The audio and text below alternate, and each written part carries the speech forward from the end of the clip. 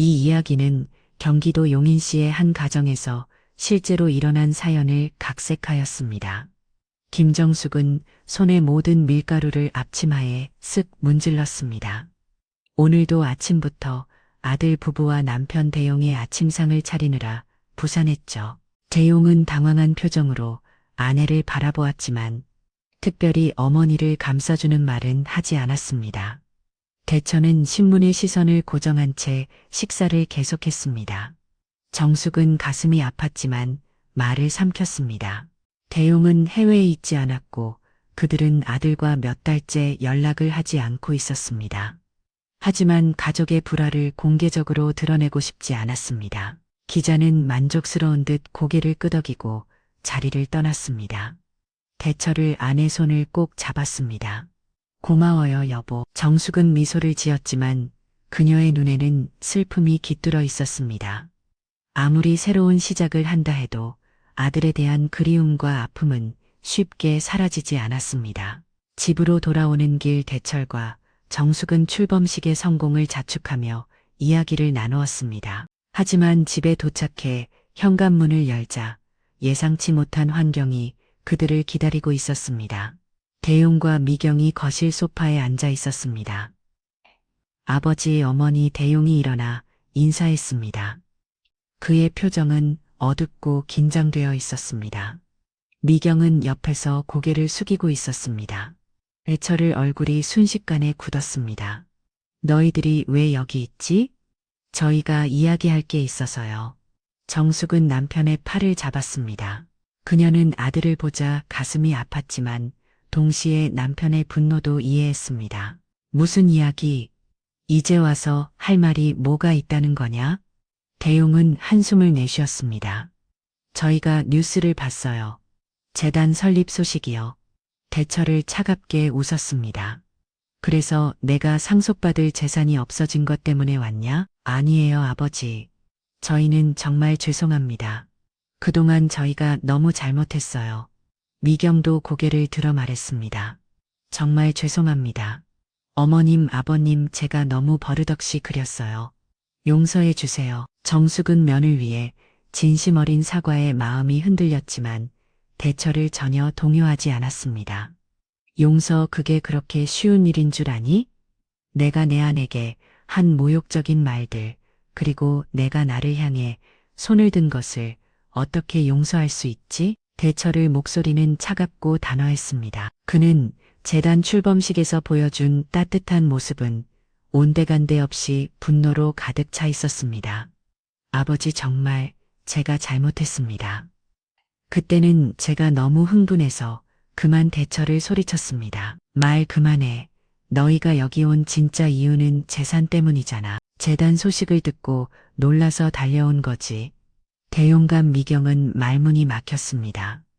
그들의 침묵이 대처를 말이 옳다는 것을 증명하는 듯 했습니다. 정숙이 조심스럽게 말했습니다. 그래도 우리 아들인데 한 번만 더 기회를 주면 어떨까요? 대처를 단호하게 고개를 저었습니다. 안 돼, 이미 결정된 일이야. 재단은 설립됐고 모든 재산은 그곳에 기부됐어. 돌이킬 수 없어. 대용의 얼굴이 창백해졌습니다. 정말로요? 모든 재산을. 그래, 모든 것을. 대처를 목소리는 확고했습니다. 너희에게 물려줄 생각이었던 모든 것을 말이다. 이제 너희는 스스로의 힘으로 살아가야 할 거야. 미경이 눈물을 흘리며 말했습니다. 어머님, 저희가 정말 잘못했어요. 제발 한 번만 더 기회를 주세요. 정숙은 면유를 바라보았습니다. 그녀의 눈물이 진심인지 아닌지 판단하기 어려웠습니다. 그동안 너무 많은 상처를 받아왔기 때문에 이제는 쉽게 마음을 열 수 없었습니다. 그만 가봐. 식사가 끝나고 대용이 출근하자 미경은 거실 소파에 앉아 휴대폰을 들여다보기 시작했습니다. 설거지는커녕 자기 밥그릇조차 치우지 않았습니다. 정숙은 한숨을 쉬며 식탁을 정리했습니다. 대철의 목소리는 얼음장처럼 차가웠습니다. 더 이상 할 말 없어. 대용과 미경은 절망적인 표정으로 서로를 바라보았습니다. 그들이 생각했던 것보다 상황은 훨씬 심각했습니다. 부모님이 재산을 모두 처분하고 재단에 기부했다는 사실이 이제야 현실로 다가왔습니다. 아버지, 정말 그렇게 하셨어요? 저희를 위해 모아두신 재산을 전부 대용의 목소리가 떨렸습니다. 그래, 모두 다 대처를 냉정하게 대답했습니다. 내가 내 역사를 잡은 그 순간 난 결심했다. 너 같은 부르잔에게 한 분도 남기지 않겠다고 정수군 남편과 아들 사이에 끼어 상황을 완화시키려 했습니다. 대용아, 너희가 떠난 후 아버지가 많이 상처받으셨어. 우리도 처음에는 재단 설립이 극단적인 결정이라고 생각했지만 시간이 지나면서 그것이 우리에게 새로운 의미를 가져다 준다는 걸 알게 됐단다. 대용은 어머니의 말에 고개를 떨고 왔습니다. 미경은 옆에서 계속 흔을 끼고 있었습니다. 어머니, 저희가 정말 잘못했어요. 하지만 저희를 용서해 주실 수는 없나요? 우리 가족이 다시 예전처럼 대철이 말을 끊었습니다. 예전처럼 그게 가능할 것 같니? 내가 내 아내를 모욕하고 내가 내 역사를 잡은 후에 아버지, 그때는 제가 너무 화가 나서 미경이가 맞는 걸 보니까 정신이 없었어요. 그래, 내 아내가 맞았지. 하지만 왜 맞았는지 생각해 봤니? 그 아이가 얼마나 무례하게 굴었는지, 내 어머니에게 얼마나 모욕적인 말을 했는지 기억나니? 미경은 고개를 더 깊이 숙였습니다. 그녀의 어깨가 하늘 깊으로 떨렸습니다. 죄송합니다. 아버님, 제가 정말 잘못했어요. 당시에는 제가 얼마나 무례하게 행동했는지 몰랐어요. 하지만 이제는 제 잘못을 깨달았습니다. 대철은 미경을 차갑게 바라보았습니다. 하리만 튜이드, 덩가드, 개 등은 정돈 등리 둔노, 내 사과가 진심인지 아니면 재산 때문인지 난 판단할 수 없구나. 정숙이 조심스럽게 말했습니다. 여보, 그래도 아이들이 잘못을 뉘우치고 있잖아요. 뉘우침 그들이 정말로 뉘우치고 있을까? 대철은 스누숨을 지었습니다. 예. 내 생각에는 재단 소식을 듣고 놀라서 온 것 같은데 대용이 다급하게 말했습니다. 아니에요, 아버지. 물론 재단 소식은 충격이었지만 그것보다 저희가 얼마나 잘못했는지 깨달았어요. 이 몇 달 동안 정말 많이 반성했습니다. 정숙은 아들의 말을 듣고 마음이 흔들렸습니다. 어머니로서 아들을 믿고 싶었지만 동시에 남편의 의심도 이해할 수 있었습니다. 여보, 우리 일단 차라도 한 잔 마시면서 이야기해 볼까요? 대철은 한숨을 내쉬었습니다. 그는 아내 제안을 거부하고 싶었지만 정숙의 간절한 눈빛을 보고 마지막에 고개를 끄덕였습니다. 미경아, 나 좀 도와줄래? 저 지금 피곤해요. 어머니도 아시잖아요. 요즘 제가 잠을 못 자서 힘들다고 말씀드렸잖아요. 정숙은 입술을 깨물었습니다. 면을 위해 이런 태도가 처음이 아니었습니다. 정숙은 부엌으로 가서 차를 준비했습니다. 거실에 남은 세 사람 사이에는 무거운 침묵이 흘렀습니다. 대철은 창밖을 바라보며 생각에 잠겼고 대용과 미경은 소파에 앉아 고개를 숙인 채 기다렸습니다. 차를 마시며 대용이 조심스럽게 말을 꺼냈습니다. 아버지, 어머니, 저희가 지난 몇 달 동안 정말 힘들었어요. 처음에는 분노와 원망이 컸지만 시간이 지나면서 제가 얼마나 잘못했는지 깨달았습니다. 미경도 덧붙였습니다. 맞아요. 제가 너무 교만했어요. 시어머니께서 좋은 뜻으로 하시는 말씀을 모두 간섭으로 받아들이고 버릇없이 그렸습니다. 정말 죄송합니다. 정숙은 며느리의 말에 조금 마음이 누그려졌습니다. 하지만 대철은 여전히 차가운 표정이었습니다. 그래서 이제 와서 사과한다고 해서 모든 게 원상복구될 거라고 생각하니 대용이 고개를 저었습니다. 아니요, 아버지, 그런 기대는 하지 않습니다. 다만 저희를 용서해 주시고 다시 가족으로 받아주셨으면 했어요. 가족 대철은 비웃듯이 말했습니다. 내가 나를 향해 손을 들었을 때 이미 그 관계는 끊어졌다. 정숙이 남편의 손을 잡았습니다. 여보, 그래도 우리 아들이잖아요. 대철은 아내를 바라보았습니다. 그의 눈에는 여전히 분노가 남아 있었지만 동시에 깊은 피로감도 보였습니다. 당신은 아직도 그 아이들을 용서할 수 있어. 정숙은 잠시 생각에 잠겼습니다. 그녀도 아들과 며느리에게 깊은 상처를 받았습니다.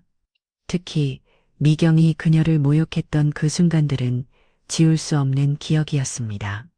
하지만 그녀는 어머니였고 아들을 완전히 포기할 수는 없었습니다. 용서는 시간이 필요할 것 같아요. 하지만 적어도 대화는 할 수 있지 않을까요? 대철은 한숨을 내쉬었습니다. 그는 자리에서 일어나 창가로 걸어갔습니다. 잠시 밖을 바라보다가 다시 돌아와 아들을 향해 말했습니다. 용서는 쉽게 되지 않는다. 특히 너희가 우리에게 준 상처는 너무 깊어. 하지만 그는 잠시 말을 멈추었다가 계속했습니다. 재단 일을 하면서 내가 많은 것을 배웠다. 용서와 화해의 중요성도 그중 하나지. 하지만 진정한 용서는 진정한 뉘우침이 있을 때만 가능하다. 대용의 눈에 희망이 번졌습니다. 아버지, 저희는 정말로 뉘우치고 있어요. 말이 아닌 행동으로 보여줘야 할 거다. 대철의 목소리는 단호했습니다. 나는 아직 너희를 완전히 용서할 준비가 되지 않았어. 그리고 재산에 관해서는 이미 모든 것이 재단으로 넘어갔다. 그것은 바꿀 수 없어. 미경이 고개를 들었습니다. 아버님, 저희는 재산을 바라고 온 것이 아닙니다. 요즘 들어 집안일은 모두 자신의 몫이 되었고 미경은 점점 더 게을려졌습니다. 설거지를 하는 동안 정숙의 마음속에는 서운함이 가득 차올랐습니다. 자신이 이 나이에 면을 위해 뒤치다꺼리를 해야 한다는 사실이 억울했지만 아들의 행복을 위해 참고 또 참았습니다. 정말로 가족 관계를 회복하고 싶어서 왔어요. 대철을 미경을 의심스럽게 바라보았습니다. 그는 여전히 며느리의 진심을 믿지 못했습니다. 시간이 말해줄 거야. 너희가 정말로 변했는지 아니면 그저 재산을 잃은 충격 때문에 일시적으로 착해진 것인지. 정숙은 긴장된 분위기를 풀기 위해 말했습니다. 오늘은 이만 돌아가는 게 어떨까? 모두 감정이 격해져 있으니 조금 시간을 두고 다시 만나자. 대용과 미경은 서로 바라보는 고개를 끄덕였습니다. 그들은 천천히 일어나 현관으로 향했습니다. 정숙은 그들을 배웅했지만 대철을 거실에 남아 있었습니다. 현관에서 대용이 어머니에게 작은 목소리로 물었습니다. 어머니, 정말로 모든 재산을 재단에 기부하신 거예요. 정숙은 아들의 눈을 바라보았습니다. 그의 눈에서 여전히 재산에 대한 미련이 보였습니다. 그녀의 마음에 실망감이 밀려왔습니다. 그래, 모든 것을 그리고 그것은 아버지와 내가 함께 내린 결정이야. 후회하지 않는다. 대용의 표정이 굳었습니다. 미경은 옆에서 한숨을 내쉬었습니다. 그럼 다음에 다시 찾아뵐게요. 대용과 미경이 떠난 후 정숙은 거실로 돌아왔습니다. 대철을 소파에 앉아 생각에 잠겨 있었습니다. 어떻게 생각해요, 여보? 대철을 고개를 들어 아내를 바라보았습니다. 난 아직 그들을 믿지 못하겠어. 특히 미경이 그 아이의 사과가 진심인지 의심스러워. 정숙은 남편 옆에 앉았습니다.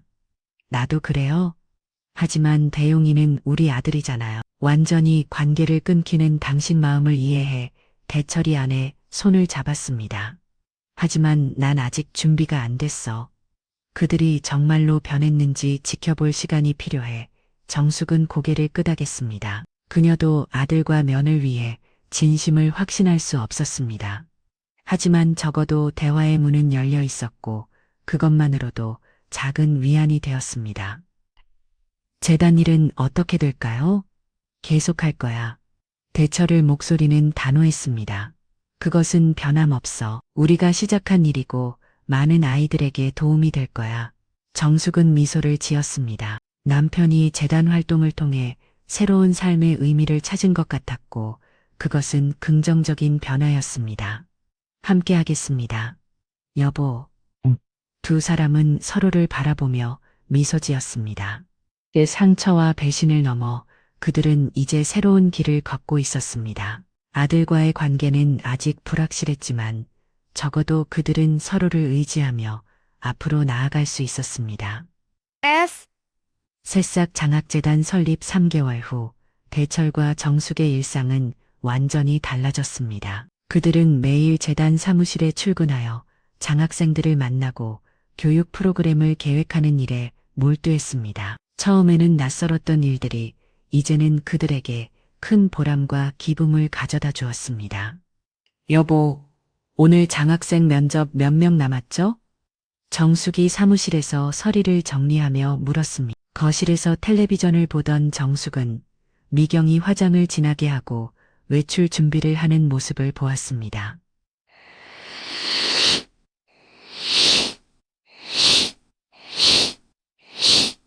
범일 오전부터 어디를 가려는 건지 궁금했지만 또 다시 감정이 상할까봐 물어보지 않았습니다. 그저 조용히 지켜볼 뿐이었죠. 어디 가니 대철이 신문에서 고개를 들어 물었습니다. 대철은 컴퓨터 화면을 보며 대답했습니다. 3명 정도 모두 어려운 환경에서도 열심히 공부하는 아이들이야. 정숙은 미소를 지었습니다. 그들이 도움을 주는 학생들의 이야기를 들을 때마다 가슴이 따뜻해졌습니다. 비록 아들과의 관계는 여전히 서먹했지만 다른 아이들에게 희망을 주는 일은 그녀에게 새로운 의미를 가져다 주었습니다. 대용과 미경은 그 후로도 몇 번 찾아왔지만 대철은 여전히 완전한 용서를 하지 못했습니다. 그는 예의는 갖추었지만 깊은 대화는 피했고 정숙만이 아들 부부와 소통했습니다. 그럼에도 불구하고 시간이 지날수록 서로 간의 긴장감은 조금씩 줄어들고 있었습니다. 오후에 면접이 끝나고 대철과 정숙은 함께 집으로 돌아가는 길이었습니다. 그때 정숙이 휴대폰이 울렸습니다. 여보세요? 대용이니 정숙이 표정이 밝아졌다가 이내 걱정스러운 빛으로 바뀌었습니다. 무슨 일이야? 그래 알았어. 지금 갈게. 전화를 끄는 정숙은 남편을 바라보았습니다. 대용이 집에 왔대요. 중요한 이야기가 있다고 대철은 한숨을 내쉬었습니다. 또 무슨 일인지 모르겠어요. 하지만 목소리가 심각했어요. 두 사람은 서둘러 집으로 향했습니다. 거실에 도착하자 대용이 혼자 소파에 앉아 있었습니다. 그의 표정은 어둡고 피로해 보였습니다. 무슨 일이니? 정숙이 걱정스럽게 물었습니다. 대용은 고개를 들어 부모님을 바라보았습니다. 어머니, 아버지, 미경이와 제가 별거 중이에요. 정숙은 놀라서 입을 가렸습니다. 무슨 일이 있었니? 대용은 한숨을 내쉬었습니다.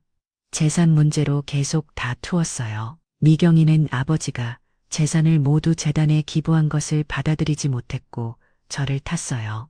내가 부모님께 더 잘했으면 이런 일이 없었을 거라 라며 대철은 소파에 앉으며 말했습니다. 역시 그랬군. 그 아이의 사과가 진심이 아니었다는 걸 난 알고 있었어. 아버지 미경이도 처음에는 정말 뉘우치고 있었어요. 하지만 시간이 지나면서 욕심이 다시 살아났나 봐요. 특히 친구들이 부모님께 상속받은 재산 자랑을 할 때마다 더 심해졌어요. 정숙은 아들 옆에 앉아 그의 어깨를 감쌌습니다. 많이 힘들었겠구나. 대용은 고개를 끄덕였습니다. 어머니, 아버지, 이제야 제가 얼마나 잘못했는지 정말로 깨달았어요. 그동안 부모님께 얼마나 상처를 드렸는지 그의 눈에는 진심 어린 후회가 담겨 있었습니다. 대철은 아들을 자세히 관찰했습니다. 이전과는 달리 대용의 태도에서 진정한 뉘우침이 느껴졌습니다. 대용아, 너희 앞으로 어떻게 할 계획이니? 대철이 조용히 물었습니다. 일단 별거 중이고 아마 이혼하게 될 것 같아요. 미경이는 제 살없는 저와 살고 싶지 않다고 했어요. 정숙은 안타까운 마음에 한숨을 내쉬었습니다. 그는 아직 퇴직하지 않고 재택 근무를 하는 날이었습니다. 친구 만나러요?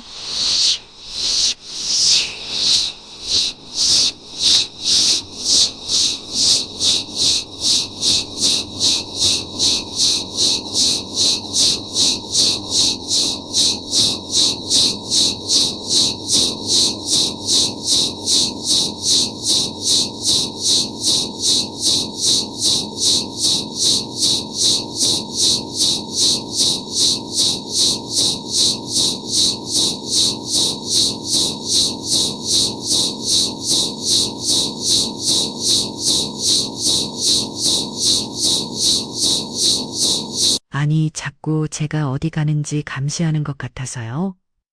저는 이제 어른이에요. 일일이 보고하고 다니고 싶지 않아요. 그렇구나. 대용은 고개를 들어 아버지를 바라보았습니다. 아버지, 이제 와서 이런 말씀드리는 게 염치 없지만 정말 죄송합니다. 아버지, 맥살 잡은 것은 제 인생에서 가장 후회되는 순간이에요. 용서해 주실 수 없다는 것도 이해합니다. 대철은 잠시 말없이 아들을 바라보았습니다. 그의 표정에서 진정한 후회와 고통이 느껴졌습니다. 처음으로 대철의 마음에 작은 변화가 생겼습니다. 사람은 실수를 통해 배운다. 대철이 마침내 입을 열었습니다. 너도 이제 그 과정을 겪고 있는 것 같구나. 대용의 눈에 희망이 번졌습니다. 아버지, 완전한 용서는 아직 시간이 필요하다. 하지만 너의 진심 어린 뉘우치은 받아들일 수 있을 것 같구나. 정숙은 남편의 말에 감동하여 그의 손을 꼭 잡았습니다. 인어는 남편이 드디어 마음의 문을 조금이나마 열었다는 것에 안도했습니다. 이제 어디서 지내니? 정숙이 물었습니다. 친구 집에 잠시 머물고 있어요. 직장도 다시 알아보는 중이고 대철은 잠시 생각에 잠겼습니다. 그리고 결심한 듯 말했습니다. 대용아, 재단에서 일할 생각 있니? 대용은 놀라서 아버지를 쳐다보았습니다. 재단에서요? 그래. 우리가 하는 일을 도와줄 사람이 필요해. 내가 관심 있다면. 대용의 눈에 눈물이 고였습니다. 정말요? 저 정말 감사합니다. 아버지. 정숙은 감동하여 두 사람을 바라보았습니다. 오랜 시간 동안 단절되었던 부자관계가 조금씩 회복되는 모습이 너무나 기뻤습니다. 물론 처음부터 중요한 일을 맡기지는 않을 거야. 기본적인 것부터 배워야지. 네, 아버지. 어떤 일이든 열심히 하겠습니다. 대철은 고개를 끄덕였습니다. 그리고 당분간 이 집에서 지내도 좋아. 내 방은 그대로 있으니까. 대용은 감격하여 말을 잇지 못했습니다. 그는 고개를 숙이고 눈물을 훔쳤습니다. 감사합니다. 정말 감사합니다. 정숙은 아들을 포용했습니다. 그녀의 눈에도 눈물이 맺혔습니다. 오랜 시간 동안 그녀가 바라왔던 가족의 화해가 드디어 시작되는 것 같았습니다. 한 달 후 새싹 장학재단은 첫 번째 큰 행사를 개최했습니다. 장학생들과 그 가족들, 그리고 지역사회 인사들이 모인 자리였습니다. 대철은 반상에 올라 마이크를 잡았습니다. 오늘 이 자리에 와주신 모든 분들께 감사드립니다. 새싹 장학재단은 저와 제 가족에게 새로운 시작을 의미합니다. 정숙은 면을 위해 말투에 가슴이 철렁 내려앉았습니다. 요즘 들어 미경은 시부모에게 말대꾸하는 일이 잦아졌고 대용은 그런 아내 태도를 말리기는커녕 오히려 두둔하는 모습을 보였습니다. 미경아, 시아버지가 관심으로 물어보신 건데 그렇게 말하면 서운하시자니. 정숙이 조심스럽게 말했지만 미경은 눈을 굴리며 한숨을 내쉬습니다. 처음에는 상처와 분노에서 시작된 결정이었지만 이제는 진정한 사랑과 나눔의 의미를 깨닫게 되었습니다. 대철은 잠시 말을 멈추고 객석에 앉아있는 아들을 바라보았습니다. 대용은 재단에서 일한 지 한 달이 되었고 열심히 배우며 성실하게 일했습니다. 특히 오늘은 제 아들을 소개하고 싶습니다.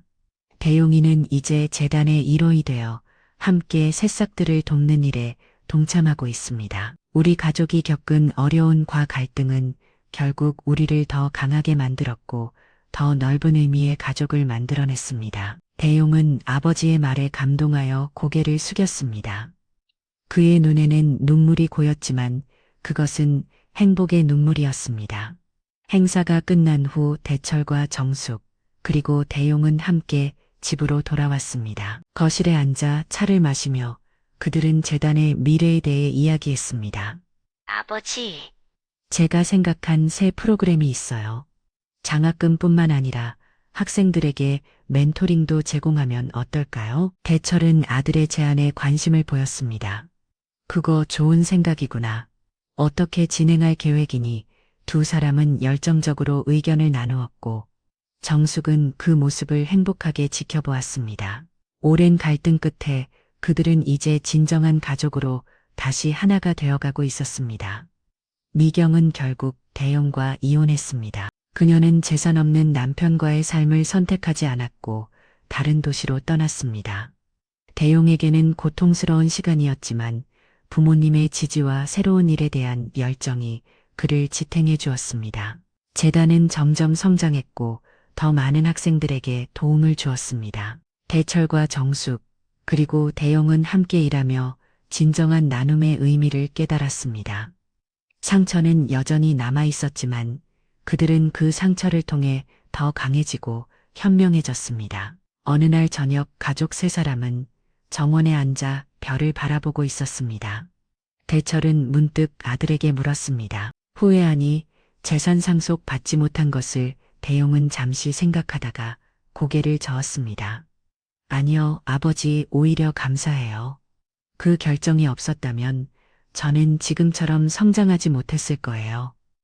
그리고 그는 미소를 지었습니다. 미경이와의 관계도 언젠가는 깨졌을 거예요. 그녀는 저를 진심으로 사랑한 게 아니었으니까요.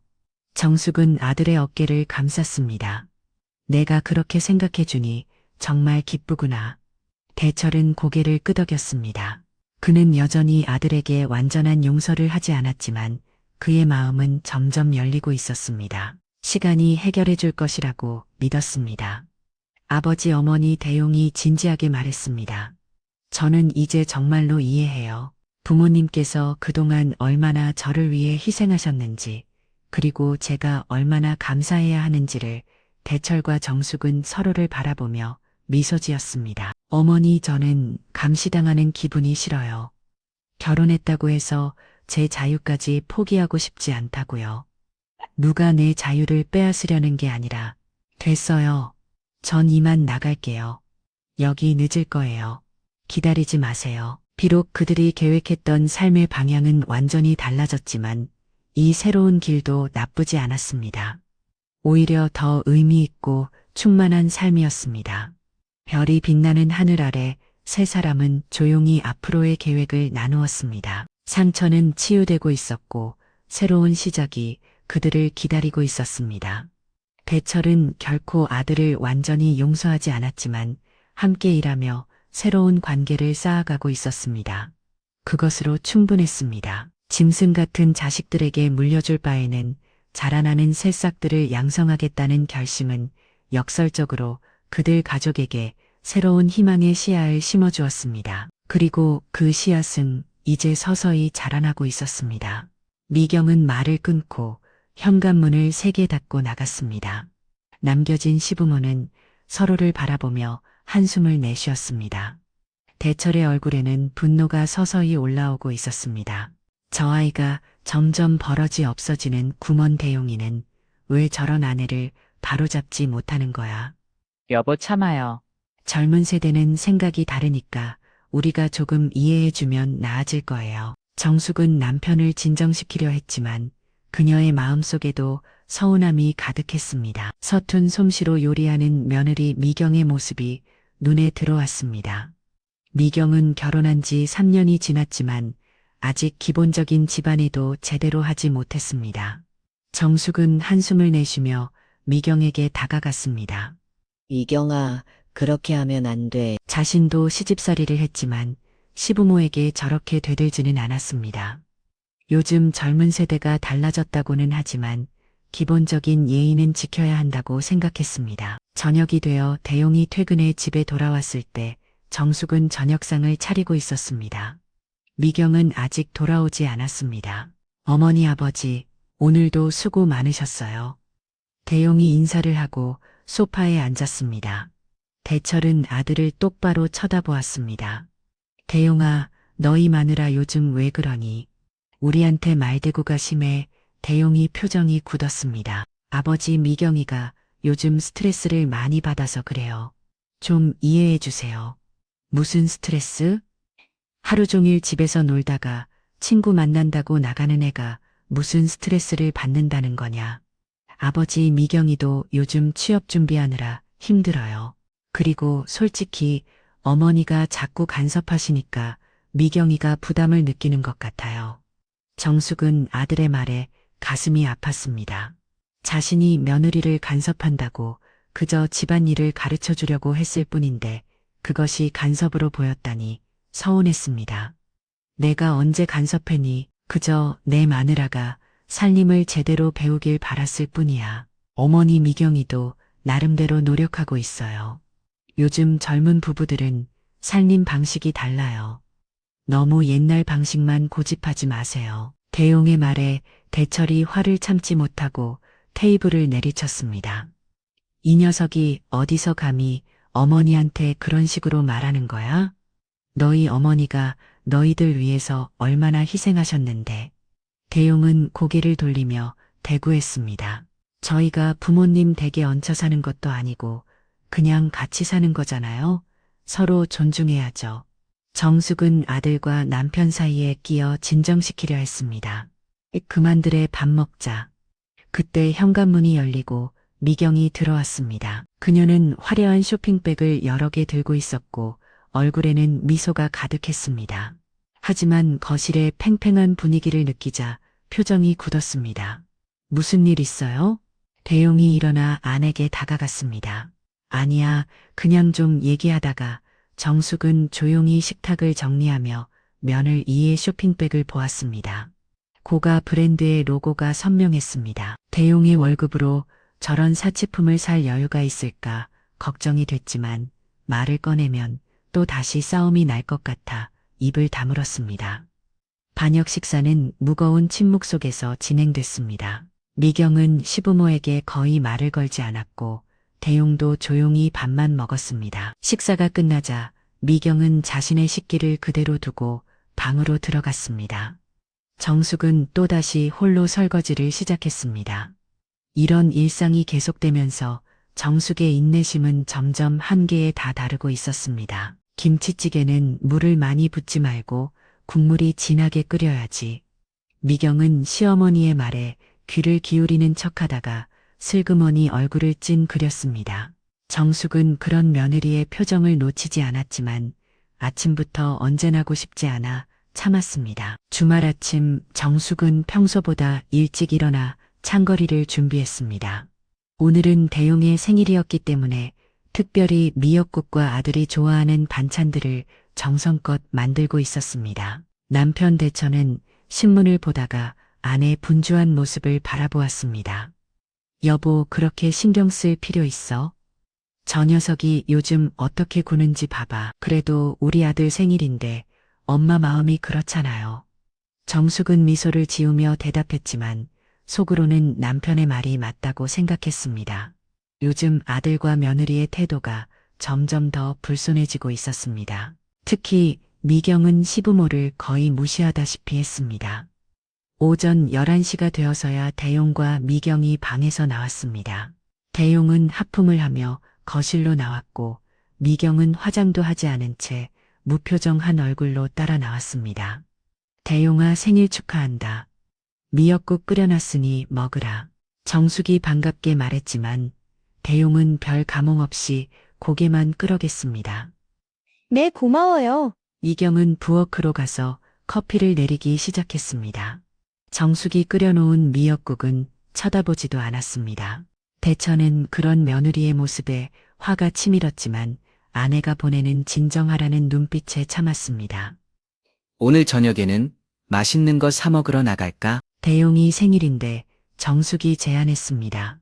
대용이 미경을 바라보았습니다. 저녁에 친구들이랑 약속 있어요? 미경이랑 같이 나갈 거예요? 정숙이 얼굴에 실망감이 번졌습니다. 아들 생일에 가족과 함께 하지 않겠다는 말에 서운함이 밀려왔습니다. 그래, 생일인데 가족끼리 같이 보내는 게 어떨까 싶었는데. 어머니, 저희도 저희 생활이 있어요. 친구들이랑 약속을 잡아놨는데 어떻게 취소해요? 미경이 퉁명스럽게 끼어들었습니다. 그녀의 말투에는 짜증이 가득했습니다. 아니, 너는 시어머니가 그렇게 말씀하시는데 그런 식으로 대답하냐? 대철이 참지 못하고 며느리를 노려보았습니다. 미경은 눈을 굴리며 한숨을 내쉬었습니다. 아버님, 저희도 어른이에요. 무조건 시키는 대로 해야 한다고 생각하지 않아요. 대용이의 생일은 대용이가 어떻게 보낼지 결정할 문제 아닌가요? 그 말에 대철이 얼굴이 붉게 변했습니다. 이 집에서는 어른을 공경하는 법도 모르냐? 내가 어른이라면 더욱 예의를 갖춰야 하는 거 아니냐? 미경은 비웃듯이 웃었습니다. 아이 참, 요즘이 어떤 시대인데 아직도 그런 낡은 사고방식을 갖고 계세요? 저희는 그냥 같이 사는 가족일 뿐이지 무조건 복종해야 하는 관계는 아니라고요. 정숙은 가슴이 철렁 내려앉았습니다. 며느리의 말이 너무나 무례했습니다. 대용은 아내 말에 동조하는 듯 고개를 끄덕이고 있었습니다. 그래 맞아. 우리도 우리 삶이 있어요. 항상 부모님 뜻대로만 살 수는 없잖아요. 대철은 분노로 떨리는 손으로 식탁을 내리쳤습니다. 요즘 들어 며느리의 태도가 점점 더 벌을 덮어지는 것이 마음에 걸렸지만 가족의 화목을 위해 눈 감아주려 했습니다. 어머니 저는 이렇게 하는 게 더 맛있어요. 제가 하는 방식을 좀 존중해 주시면 안 될까요? 미경의 말투에는 짜증이 묻어났습니다. 이 녀석이 감히 너희 어머니가 너 생각해서 아침부터 미역국을 끓이셨는데 그렇게 대하는 거냐? 대용은 시큰둥하게 대답했습니다. 아버지. 저도 이제 30살이 넘었어요. 생일날 미역국 먹는 게 그렇게 중요한가요? 정숙은 눈물이 나려는 것을 참으며 자리에서 일어났습니다. 됐다 됐어. 너희들 하고 싶은 대로 해라. 억지로 같이 있지 않은 게 아니니까 그녀는 부엌으로 가서 등을 돌렸습니다. 가슴 속에서 서운함이 파도처럼 밀려왔지만 아들 앞에서 울고 싶지 않았습니다. 대철은 화가 나서 방으로 들어갔고 거실에는 대용과 미경만 남았습니다. 여보, 우리 그냥 나가자. 여기 있으면 분위기만 더 안 좋아질 것 같아. 미경이 대용의 팔을 잡아당겼습니다. 대용은 잠시 망설이다가 고개를 끄덕였습니다. 그들은 준비를 하고 집을 나갔습니다. 정숙은 창문으로 그들이 나가는 모습을 지켜보았습니다. 아들의 생일에 정성껏 준비하는 음식은 식탁 위에 그대로 남겨졌습니다. 1시간 후 대철은 방에서 나와 아내를 찾았습니다. 정숙은 소파에 앉아 텔레비전을 보고 있었지만 눈빛은 허공을 바라보고 있었습니다. 여보, 너무 마음 쓰지 마. 전 녀석들은 우리 마음을 몰라. 저도 잘못한 걸까요? 너무 간섭했나요? 대철은 아내의 어깨를 감싸 안았습니다. 당신이 잘못한 게 뭐가 있어. 그저 어머니로서 할 도리를 했을 뿐인데 정숙은 남편의 품에 기대어 조용히 눈물을 흘렸습니다. 이제는 자신의 아들이 낯설게 느껴졌습니다. 결혼 전에는 그렇게 효심 깊고 착했던 아들이 결혼 후 완전히 달라진 것만 같았습니다. 앞으로 어떻게 해야 할지 모르겠어요. 계속 이렇게 살아야 하나요? 대철은 한숨을 내쉬었습니다. 좀 더 지켜보자. 하지만 저 아이들이 계속 이렇게 나온다면 우리도 결단을 내려야 할지도 모르겠군. 정숙은 무슨 뜻인지 물으려 했지만 남편의 굳은 표정을 보고 말을 삼켰습니다.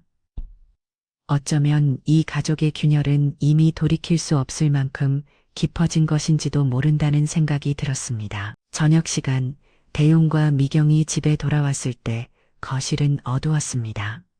시부모는 이미 방에 들어가 있었고 식탁 위에는 랩으로 덮이는 음식들이 그대로 놓여 있었습니다. 미경은 그것을 힐끗 보더니 무시한 채 방으로 향했습니다. 여보, 잠깐만. 대용이 미경을 불러 세웠습니다. 우리가 좀 심했던 것 같아 어머니께 사과드려야 하지 않을까? 미경은 자증스러운 표정으로 돌아보았습니다. 무슨 사과? 우리가 뭘 잘못했다고? 그냥 우리 생활을 하겠다고 한 것뿐인데. 그래도 오늘 내 생일이라고 어머니가 아침부터 준비하셨는데. 여보, 당신은 정말 왜 그러는지 모르겠어요. 시부모님께 저렇게 꼼짝 못하면서 살 거예요? 우리는 우리 삶이 있다고요. 당신도 이제 독립해야 할 때가 됐어요. 대용은 한숨을 내셨습니다. 정숙은 잠시 말문이 막혔지만 곧 미소를 지으며 대답했습니다. 그래, 내 방식도 있겠지. 하지만 우리 대용이는 국물이 진한 김치찌개를 좋아한다. 제 남편 취향은 제가 더 잘 알아요. 어머니가 계속 간섭하시니까 요리하기가 싫어진다니까요. 아내 말이 맞는 것 같기도 했지만 한편으로는 부모님께 미안한 마음이 들었습니다. 그러나 미경의 강한 주장에 결국 고개를 끄덕였고 두 사람은 말없이 방으로 들어갔습니다. 다음 날 아침 식탁에 모인 가족들 사이에는 무거운 침묵이 감돌았습니다. 정숙은 평소처럼 아침 식사를 준비했지만 얼굴에는 피로와 상처가 역력했습니다. 대철은 신문을 보는 척하며 아들 부부를 희금거렸습니다. 어제 재미있게 놀았니? 정숙이 억지로 미소를 지으며 물었습니다. 내 대용이 짧게 대답했습니다. 미경은 아무 말도 하지 않고 휴대폰만 들여다보고 있었습니다.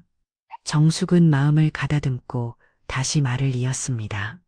다음 주에 삼촌 생신인데 같이 가면 어떨까 싶어서 저희는 안 갈 거예요. 미경이 단호하게 말을 끊었습니다. 친척 모임 가면 항상 저희 결혼 생활에 대해 이것저것 물어보고 간섭하잖아요. 그런 자리 가기 싫어요. 정숙의 표정이 굳었습니다. 그래도 가족 행사인데 어머니 저희는 안 갈 거예요. 이해해 주세요. 미경의 말투는 예의도 없었고 거의 명령하는 듯 했습니다. 대철은 더 이상 참지 못하고 식문을 내려놓았습니다. 미경아, 그렇게 말하면 안 되지. 어른한테 좀 공손하게 말해야지. 미경은 눈을 굴리며 한숨을 내쉬었습니다. 아버님, 저는 그냥 솔직하게 말한 것뿐이에요. 억지로 웃으면서 가식적으로 행동하는 것보다 솔직한 게 낫잖아요? 솔직함과 무례함은 다른 거다. 대철의 목소리가 높아졌습니다. 내가 이 집에서 살고 있으면서 어른을 존중하지 않는 태도는 도저히 이해할 수 없구나. 미경은 비우듯이 웃었습니다. 아이 참, 이 집이 누구 집인데요? 대용이랑 제 이름으로 대출받아서 산 집이잖아요. 그냥 부모님을 모시고 사는 거지 부모님 집에 얹혀 사는 게 아니라고요. 정숙은 가슴이 철렁 내려앉았습니다. 며느리의 말이 너무나 충격적이었습니다. 대철의 얼굴이 순식간에 붉게 변했습니다. 뭐라고? 너 지금 무슨 말을 하는 거야? 대용이 급하게 끼어들었습니다. 아버지 진정하세요. 미경이가 그런 뜻으로 한 말이 아니에요.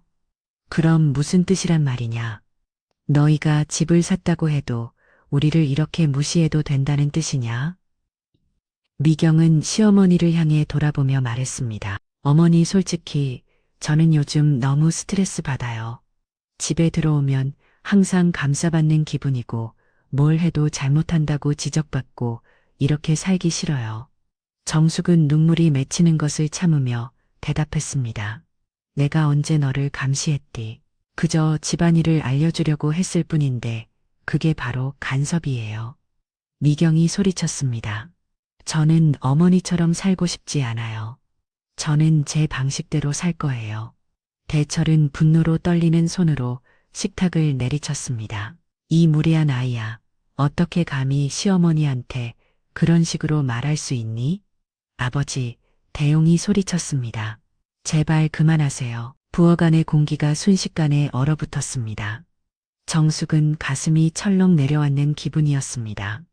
며느리의 말투가 날이 갈수록 거칠어지고 있었습니다. 미경이도 할 말이 있으니까 그런 거예요. 너는 대체 뭐 하는 놈이냐? 내 아내가 내 어머니한테 저렇게 무리하게 구는데 가만히 있을 수 있어? 대용은 어깨를 으이스켰습니다. 미경이 말이 틀린 것도 아니잖아요. 요즘은 서로 존중하며 사는 시대예요. 부모님도 조금 바뀌셔야죠. 정숙은 더 이상 참을 수 없어 일어났습니다. 눈물이 볼을 타고 흘러내렸습니다. 내가 그렇게 잘못했니? 그저 너희를 위해서. 미경은 차갑게 대꾸했습니다. 어머니 저희를 위한다면서 오히려 저희 삶을 통제하려고 하시잖아요. 그건 사랑이 아니라 집착이에요. 그 말에 대철이 참지 못하고 벌떡 일어나 미경에게 다가갔습니다. 그의 눈에는 경로가 가득했습니다. 이벌을 덮는 년, 감히 내 아내에게 그런 말을 대철을 화를 참지 못하고 손을 들어 미경의 뺨을 세게 때렸습니다. 탁 하는 소리와 함께 미경이 뒤로 비틀거렸고 주방이 순간 얼어붙었습니다. 정숙은 놀라서 소리를 지르며 남편을 말리려 했습니다.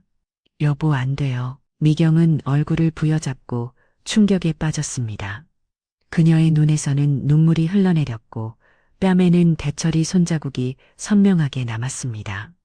대용은 그 광경을 보고 격분하여 벌떡 일어나 아버지에게 달려들었습니다. 그는 아버지의 맥쇠를 잡고 소리쳤습니다. 아버지, 어떻게 제 아내를 때릴 수 있어요? 당신이 우리 아버지라도 이건 용서할 수 없어요. 이 불효자씨가 손 놓지 못해 대철은 아들의 손을 뿌리치려 했지만 대용은 더 세게 맥쇠를 잡았습니다.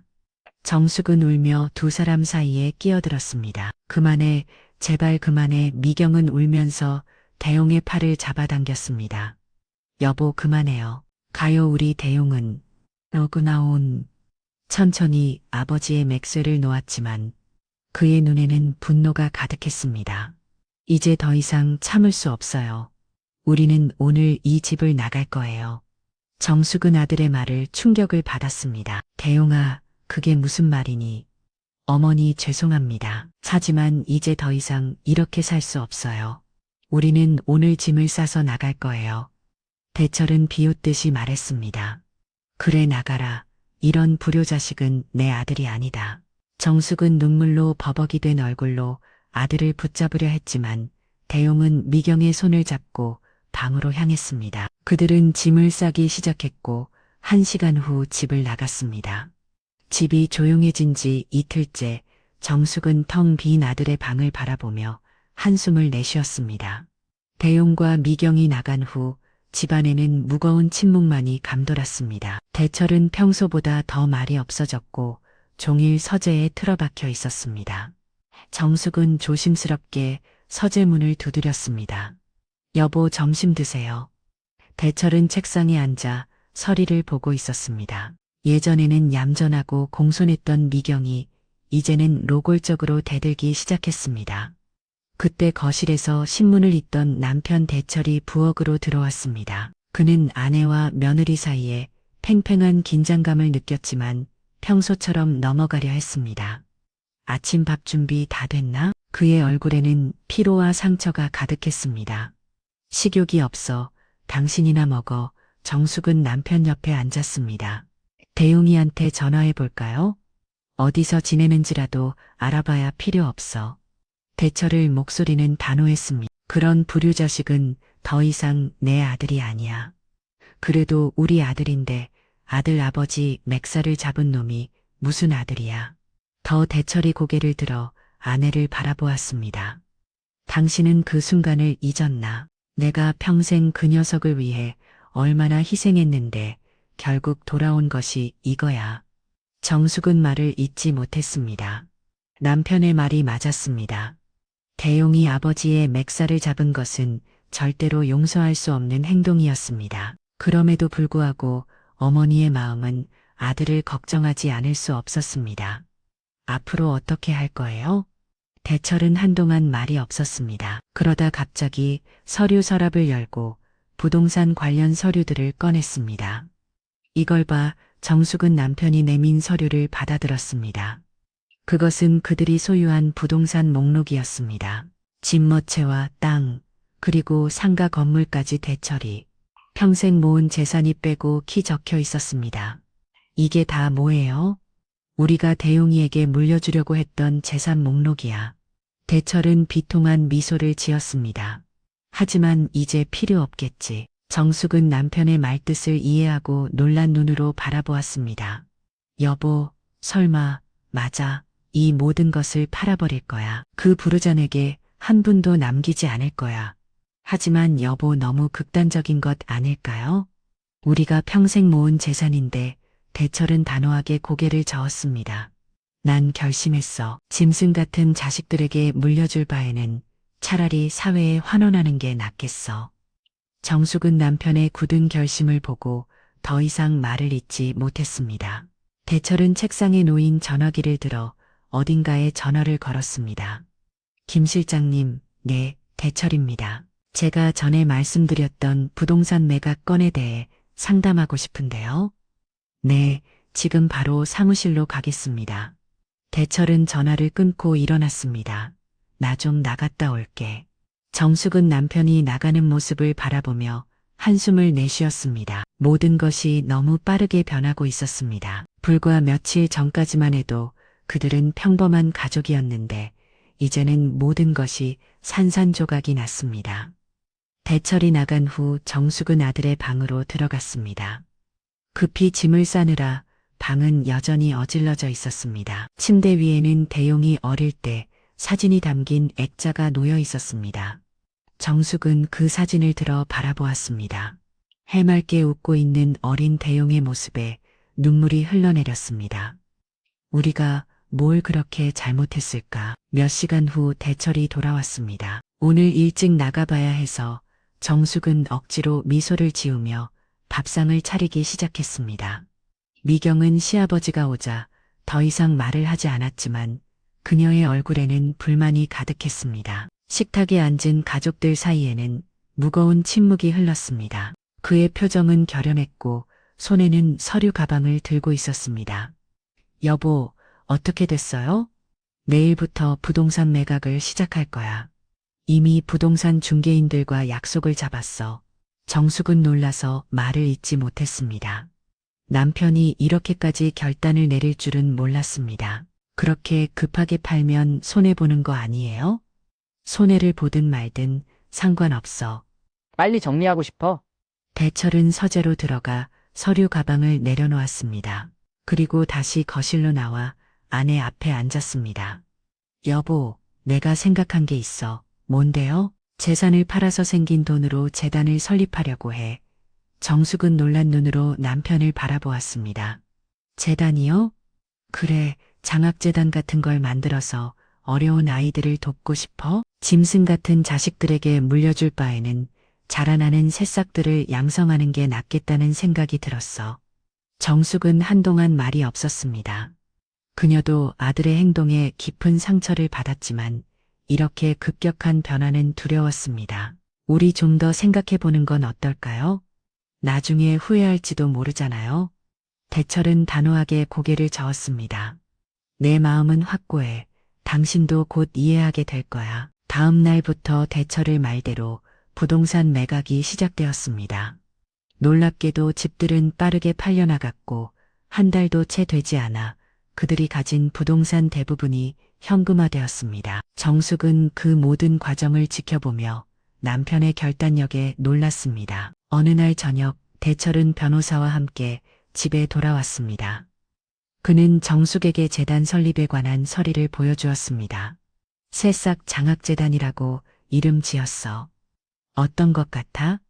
정숙은 서류를 천천히 살펴보았습니다. 재단의 목적은 형편이 어려운 학생들에게 장학금을 지원하고 교육 프로그램을 운영하는 것이 왔습니다. 좋은 일이네요. 대철은 만족스러운 미소를 지었습니다. 이제 우리 인생의 새로운 장을 시작하는 거야. 배은망덕한 자식 대신 진정으로 우리의 도움이 필요한 아이들을 돕는 거지. 정숙은 남편의 손을 잡았습니다. 처음에는 남편의 결정이 극단적이라고 생각했지만 이제는 어쩌면 이것이 그들에게 새로운 의미를 가져다 줄지도 모른다는 생각이 들었습니다. 함께 하겠습니다. 여보, 대철은 아내의 손을 꼭 쥐었습니다. 그들의 눈에는 이제 결연한 의지가 빛나고 있었습니다. 상처와 배신을 덮고 새로운 시작을 향해 나아가기로 한 것입니다. 새싹 장학재단의 출범식 날이었습니다. 대철과 정숙은 아침부터 분주히 준비했습니다. 출범식은 시내 중심가에 있는 호텔 연회장에서 열릴 예정이었고 많은 인사들이 참석할 것이라고 했습니다. 여보, 넥타이 좀 매줘요. 대철이 정숙에게 부탁했습니다. 정숙은 남편의 넥타이를 매주면서 그의 얼굴을 바라보았습니다. 몇 달 전만 해도 우울하고 분노로 가득 찼던 남편의 표정이 이제는 활기차고 의욕에 넘쳐 보였습니다. 재단 설립을 준비하는 과정에서 대철은 완전히 다른 사람이 된 것 같았습니다. 긴장되세요? 조금 대철이 미소 지었습니다. 하지만 설레기도 해. 이제 정말 새로운 시작이니까 두 사람은 준비를 마치고 호텔로 향했습니다. 연회장에 도착하자 이미 많은 사람들이 모여 있었습니다. 자미영을 아들 대용이 출근 준비를 하며 식탁에 앉자 정숙은 그의 밥그릇에 밥을 가득 담아주었습니다. 하지만 미경이 손을 내밀어 그 밥그릇을 가로챘습니다. 제 남편 밥은 제가 챙길게요. 어머니는 시아버지 것만 신경 쓰세요. 미경의 말에 식탁의 공기가 더욱 무거워졌습니다. 교육청 관계자들, 지역 유지들, 그리고 장학금을 받게 될 학생들과 그 가족들까지 예상보다 훨씬 많은 사람들이 참석했습니다. 김 이사님, 이렇게 많은 분들이 오실 줄 몰랐네요. 대철이 재단 설립을 도와준 변호사에게 말했습니다. 선생님의 뜻이 워낙 고귀하시니까요. 모두들 감명받으셨습니다. 출범식은 순조롭게 진행되었습니다. 대철이 인사말 재단의 취지 설명, 그리고 첫 장학생들에 대한 소개까지 모든 순서가 감동적이었습니다. 특히 장학금을 받게 된 학생들의 사연을 들으며 정숙은 눈시울을 붉혔습니다. 어려운 환경 속에서도 꼿꼿하게 공부하는 아이들의 모습이 너무나 감동적이었습니다. 대철은 반상에 올라 마이크를 잡았습니다. 오늘 이 자리에 와주신 모든 분들께 진심으로 감사드립니다. 채삭 장학재단은 우리 사회의 미래인 아이들을 돕기 위해 설립되었습니다. 저와 제 아내는 평생 모은 재산을 이 재단에 기부하기로 했습니다. 짐승 같은, 아니, 우리 자신의 아이들보다 더 넓은 의미에서 사회의 아이들을 돕고 싶었습니다. 대철은 잠시 말을 멈추고 깊은 숨을 내쉬습니다. 그는 짐승 같은 자식들이라는 말을 하려다가 참은 것이었습니다. 이 공식적인 자리에서 그런 감정을 드러내는 것은 적절하지 않다고 생각했기 때문입니다. 아오네는 이 재단을 통해 진정한 가족의 의미를 새롭게 발견했습니다. 현년으로 맺어진 가족을 넘어서 우리 사회의 모든 아이들이 우리의 자녀라는 생각으로 이 일을 시작합니다.